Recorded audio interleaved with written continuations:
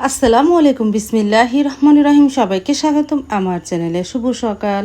খিচুড়ি গরম করা হচ্ছে। এই ভিডিওটা গতকালকের ভিডিও। গতকালকে তো কোনো ভিডিও আপলোড দেইনি, কারণ ছোট্ট একটা ব্লগ ছিল দেখে দিলাম না। তারপর গতকালকে আর আজকে মিলে বড় একটা ব্লগ দিলাম। গতকালকে খিচুড়ি না, অবশ্য এটা সোমবারের রাতের খিচুড়ি। সোমবার দিন রাতে সাইদুল বাবা হঠাৎ করে বলতেছে একটু খিচুড়ি রান্না করো। তারপরে খিচুড়ি রান্না করেছিলাম, রাতে খেয়েছিলাম, বাকিটা মঙ্গলবারের সকালে গরম করে আবার সকালে নাস্তা হিসেবে খেয়ে নিয়েছিলাম। তারপরে তো সোমবার দিন তো বৃষ্টি হয়েছিল, মাশাআল্লাহ ভালো। এটা মঙ্গলবারের সকালের এই ভিডিও। তারপরে খিচুড়িটা গরম করে আমি আর সাইদুল বাবা খেয়ে নিলাম, শুধু গরুর গোস্ত দিয়ে আর 2 পদের ডাল দিয়ে এই নরম খিচুড়িটা রান্না করেছি। আলহামদুলিল্লাহ অনেক ভালোই হয়েছিল। মানে সোমবার দিন বৃষ্টি হলো না, ওই বৃষ্টি থেকে সাইদুল বাবা বলতেছিল কি একটু খিচুড়ি রান্না করো। রাত্রে খেয়েছিলাম, তারপরে বাকিটা মঙ্গলবার দিন সকালে নাস্তা হিসেবে খেয়ে নিলাম। সাইদুল বাবা আমি খেলাম। মেয়েরা তো, বড় মেয়ে শুয়ে আছে আর সারামণি তো কোচিংয়ে গেছে। তারপরে তো খিচুড়িটা আলহামদুলিল্লাহ মজাই হয়েছিল।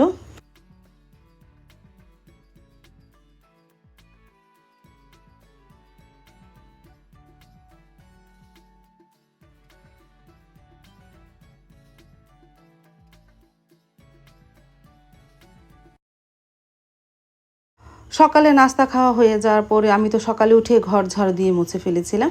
তারপরে তো নাস্তা খেয়েছি, তারপরে অন্যান্য কাজও সারছি। তারপরে মৃগেল মাছ বের করে লবণ দিয়ে রেখেছিলাম, তা ধুন্দুল দিয়ে রান্না করব। কারকল ভাজি করব ডিম দিয়ে। ভাত বসিয়ে দিয়েছি, এখন পেঁয়াজটা ভেজে নিতেছি। ধুন্দুলের তরকারি রান্না করব মৃগেল মাছ দিয়ে। তারপরে তো পেঁয়াজটা ভাজা হয়ে যাওয়ার পর আদা রসুন দিয়েছি। এখন হলুদ গুঁড়া, মরিচ গুঁড়া, ধনিয়া গুঁড়া দিয়ে মশলাটাকে একটু কষানো হোক।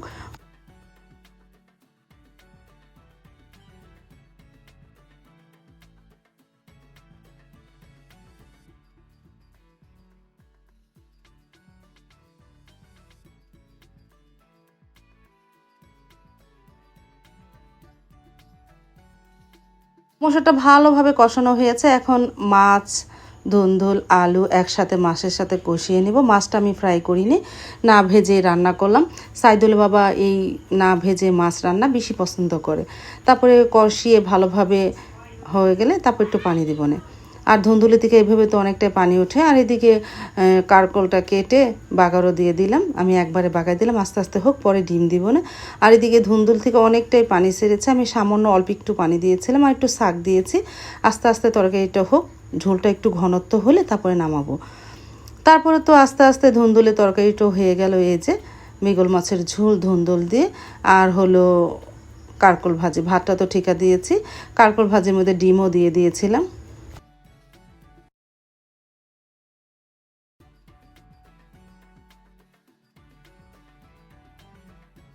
তারপরে খাবারটা ড্রয়িং রুমে নিয়ে চলে আসলাম, আমরা খেতেও বসে পড়লাম। আমি আর সাইদুলে বাবা মেয়েদের ডাক দিলাম, ওরা একটু পরেই খাবে।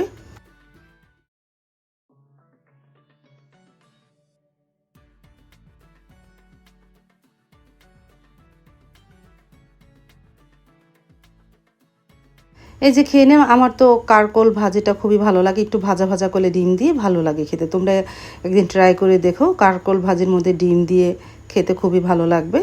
বিসমিল্লাহ বলে শুরু করেছিলাম, আলহামদুলিল্লাহ।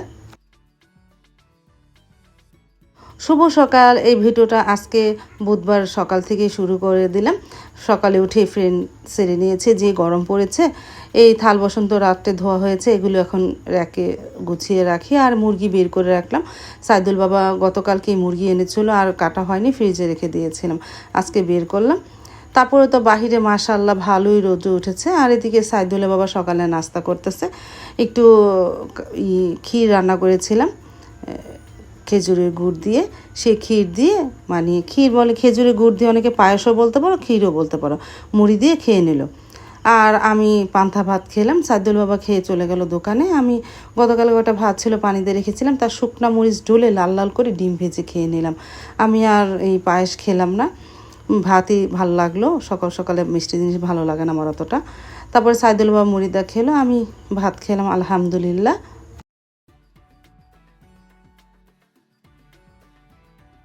সকালে নাস্তা খেয়ে তো আর ভিডিও হয়নি, ঘরগুলি তো গুছিয়েছিলাম সকালে, কারণ আজকে একটু হসপিটালে যাব। আজকে আর হসপিটালের কোনো ভিডিও করি নেই। এই রক্তের রিপোর্ট তুলে সারামণির রিপোর্টটা দেখিয়ে নিয়ে আসলাম হসপিটাল থেকে। এই ভুঁইয়া মেডিকেল থেকে। তারপরে ডাক্তারে বললো সারামনে অনেকটাই অ্যালার্জির পরিমাণ বেড়ে গেছে, এই জন্য চুলকানিটাও বেড়েছে। উনি আর ওষুধ দিল না, যা আছে তাই চলবে, আবার 7 দিন পরে দেখাতে বলেছিল। আসার সময় সমোসা সিঙ্গারা নিয়ে এসেছিলাম, তাই খেলাম। খেয়ে বাহির বাড়ি একটু বের হলাম, দেখো প্রচণ্ড রৌদ্র, আবারও গরম পড়তেছে। ঈদের পরে যে গরম পড়েছিল আবারও সেই গরম।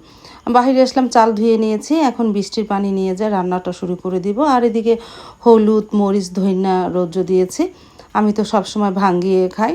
তারপরে এগুলো রৌদ্র দিয়েছি, মচমচা হলে প্রায় 3-4 দিন রৌদ্র দিব, কয়দিন তো তেমন একটা রৌদ্র উঠে নেই। তারপরে তো রান্নাঘরে চলে আসলাম, ভাতটা বসিয়ে দিলাম। আর এই চুলায় এখন তুই তেল দিই নে, তেল দিব, পেঁয়াজ ছেড়ে দিব। রান্না করব হলো মুরগির গোস্ত, পেঁপে দিয়ে ঝোল করব। সাইদুলের বাবা বা আমরাও খুব পছন্দ করি মুরগি দিয়ে পেঁপের ঝোল। আর এদিকে বেগুন ভাজবো, এই দুপুরের মেনু।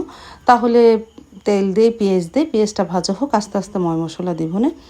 তেল পেঁয়াজ দেওয়া হয়ে গেছিলো, পেঁয়াজটাও প্রায় ভাজা হয়ে গেছিলো। এখন আদা রসুন দিয়ে দিই, এই যে আদা রসুন দিয়ে দিলাম।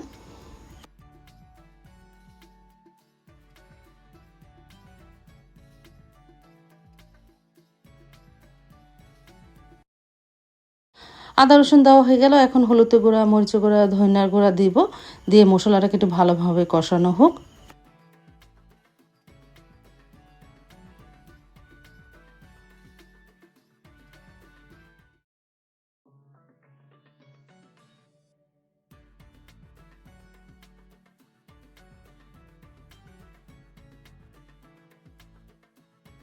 ভালোভাবে কষিয়ে নিয়েছিলাম, এখন পেঁপে আলু আর মুরগি গোস্ত একসাথে দিয়ে কষিয়ে নিব, কারণ যেহেতু ব্রয়লার মুরগি একটু তাড়াতাড়ি নরম হয়ে যায়, এই জন্য সবজি আর মুরগি একসাথে কষিয়ে তারপরে পানি দিয়ে নিব না। এতে করে দুটোটাই কষানো হয়ে যাবে আর দুটোটাই সুন্দরভাবে নরম হয়ে যাবে না।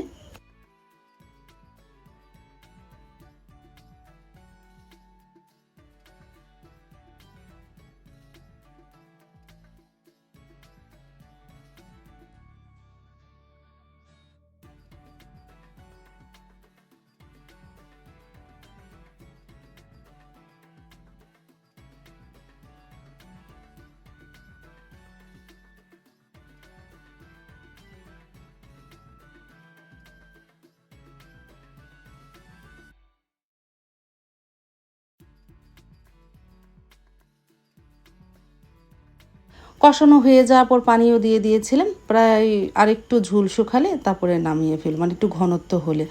আর মশালা কালারটা সুন্দর এসেছে। আর পেঁপে তরকারিটা একটু ঝালঝাল হলে ভালোই লাগে। আর বেগুনও ভাজতেছি, আর এই যে দেখো বেগুন ভাজা হচ্ছে।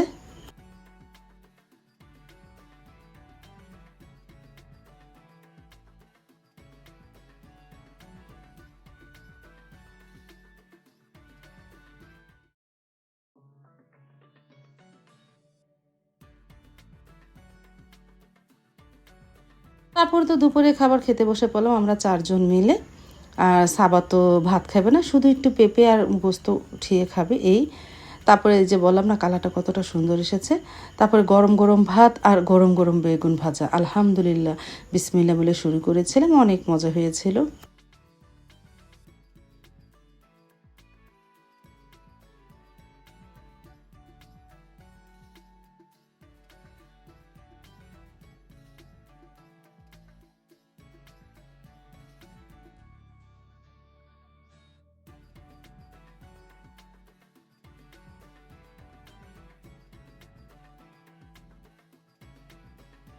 দুপুরে খাওয়া দাওয়ার পরে তো আর ভিডিও হয়নি, প্রায় সন্ধ্যার পরে মাগরিবের নামাজে পড়ে বসলাম টিক্কা বানাতে। এটা হলো সয়াবিন আর বুটের ডালের টিক্কা।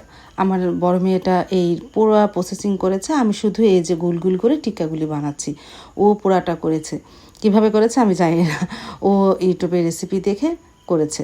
তারপরে ভেজে আনলো, বলল দেখো কেমন হয়েছে, আলহামদুলিল্লাহ অনেক মজা হয়েছিল। ও সয়াবিনটা খুবই পছন্দ করে, এই সয়াবিনের টিক্কাটা আসলেই অনেক মজা, আলহামদুলিল্লাহ ভালোই লেগেছিল। তারপরে তাই খেয়ে নিলাম। আজ তাহলে এই পর্যন্ত, দেখা হবে আগামীকালকে নতুন আরেকটা ব্লগ নিয়ে। আল্লাহ হাফেজ, আসসালামু আলাইকুম।